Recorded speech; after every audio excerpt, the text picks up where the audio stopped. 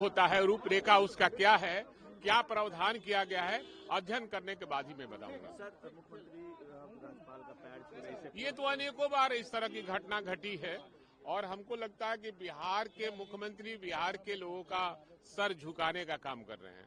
उनको एक मिनट भी पद पर बने रहने का अधिकार नहीं। नेता प्रतिपक्ष तेजस्वी यादव ने भी कहा कि राज्यपाल का भाषण अच्छा लगा, लेकिन बिहार के विकास को लेकर भाषण नहीं कहीं से दिखा। नहीं, वो तो हमने भी देखा, हम भी थे ही। और बजट ये कल जो अभिभाषण उनका हुआ, सरकार के लिखा हुआ चीज पढ़ रहे थे, लेकिन कोई नई बात उसमें थी नहीं। सरकार जो गलत बयानी करती है, गलत पेश करती है, उसी को पढ़ने का काम कर रहे थे। आ रहा है, क्या स्वरूप होगा और कितना बिहार के आवाम के लिए बजट से फायदा पहुंचेगा? कुछ देर के बाद आपको देखने के मिलेगा। बिहार विधानसभा का जो बजट है वह विकसित बिहार बनाने के लिए है। देश के माननीय प्रधानमंत्री जी का जो विजन है विकसित राष्ट्र बनाने का, और बिहार के माननीय मुख्यमंत्री जी का जो विजन है विकसित बिहार बनाने का, वो समुचित विजन का समेकित किया गया है इस बजट में। यह बजट समृद्ध बिहार बनाने के लिए, सशक्त बिहार बनाने के लिए, मजबूत बिहार बनाने के लिए और विकसित बिहार बनाने के बजट में प्रावधान किया गया है।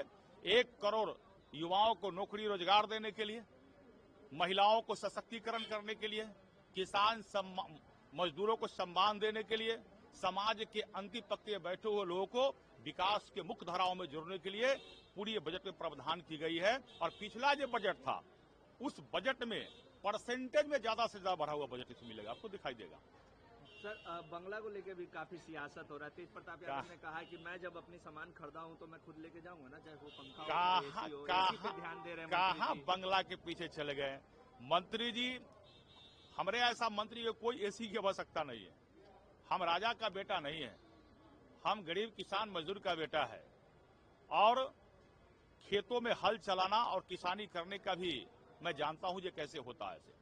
इसलिए राजा का बेटा होते हैं, उन्हीं भी राजतंत्र जिनको भोग हुआ होगा वही उन्हीं को मुबारक हो। हम मेहनत कश है, हमको उसकी आवश्यकता ज्यादा है। मैंने वही कहा जो मीडिया के साथी ने देखा। हम लोग को जो अभी आवास मिला है, विधायक वाला जो पहले आवास मिला था, हम अपना आवास जो अभी खाली किए हैं, तो विधायक के आवास के साथ आम जनता के सुख सुविधा के लिए, अब विधायकों की सुविधा के लिए वहां सोफा दी जाती है, कुर्सी दी जाती है, टेबल दी जाती है, कम से कम रूम में पंखा होता है, बल्ब होती है। तो हमने वही कहा ये तेज प्रताप वाला जो बंगला मुझे मिला उसमें खंडहर रूम के सिवा कुछ ही नहीं, वहां बल्ब भी आपको नहीं मिलेगा, कुर्सी भी एक नहीं मिलेगा, टूटा हुआ कुर्सी नहीं मिलेगा आपको। हमने यही कहा। अब ये तो तेज प्रताप जी यदि कह रहे हैं जो उनका था वो ले गए, ठीक है, मुझे कोई इस पर आपत्ति नहीं है। तो भवन निर्माण विभाग है, अब भवन निर्माण विभाग को बताना चाहिए उसमें कि वास्तव में जो वो पंखा था, बल्ब थी या टूटा हुआ कुर्सी तक तेज प्रताप जी को था, वो ले गए तो ठीक है।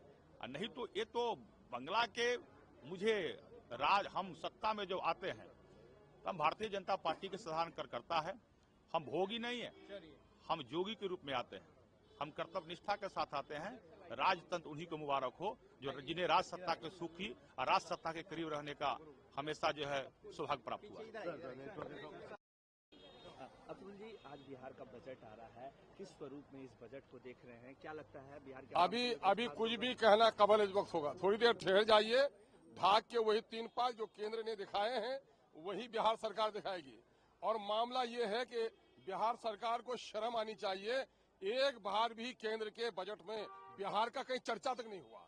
जो बिहार समर्थक रहा सरकार का, जो बिहार बुरी स्थिति में सहयोगी रहा केंद्र की सरकार का, और उस बिहार को ठेंगा दिखा दिया केंद्र ने। और मैं समझता हूं कि बिहार का बजट संतुलित होना चाहिए। और सीमांचल में और उन क्षेत्रों में सर्वेक्षण की जो आर्थिक सर्वेक्षण की रिपोर्ट आई है, पटने का पर कैपिटा इनकम 76,000 हो गया है। तो क्या पटने में बसने वाले नागरिक हैं, पटने से बाहर बसने वाले नागरिक नहीं हैं? जिन जिन जिलों का जो वो है पर कैपिटा इनकम कम है उनके लिए विशेष पैकेज दे। और मामला ये है कि सबसे ज्यादा बीमारू क्षेत्र हमारा सीमांचल का है, सीमांचल के लिए विशेष पैकेज का प्रावधान करना चाहिए। नहीं किया है तो देखेंगे।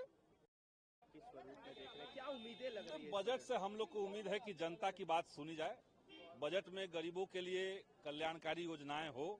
और सरकार ने जो चुनाव से पहले कहा था कि हम अभी 10,000 दे रहे हैं, चुनाव के बाद 2 लाख देंगे, तो उस 2 लाख का क्या हुआ है बजट में, हम लोग उसका इंतजार कर रहे हैं। जो बिहार के भूमिहीन हैं उनके लिए सरकार क्या योजना लेकर के आ रही है, भूमिहीनों के लिए जिनको बुलडोजर से घर तोड़ने की बात चल रही है उनके लिए सरकार क्या योजना लेकर के आ रही है। और जो ज्वलंत सवाल आज के समय में है बिहार के किसान, सरकार ने अभी घोषणा कर दिया कि हम 18% ही धान खरीदेंगे। तो जो किसान धान उपजाए हैं उनका धान की खरीदारी कैसे होगी, कैसे उनको पूरा पैसा मिलेगा उसका, इन तमाम चीजों पे हम लोग का नजर है। क्या सरकार लेकर के आती है कि इन तमाम चीजों को लेकर इस सरकार से किसी को कोई उम्मीद नहीं। ये सरकार जुमलों की सरकार है, झूठ बोलने वाली सरकार है, गरीबों के पीठ में खंजर भोंकने वाली सरकार है। लेकिन हम लोग अंदर जाएंगे, उसके बाद क्या आता है हम लोग सब सामने ले जाएंगे।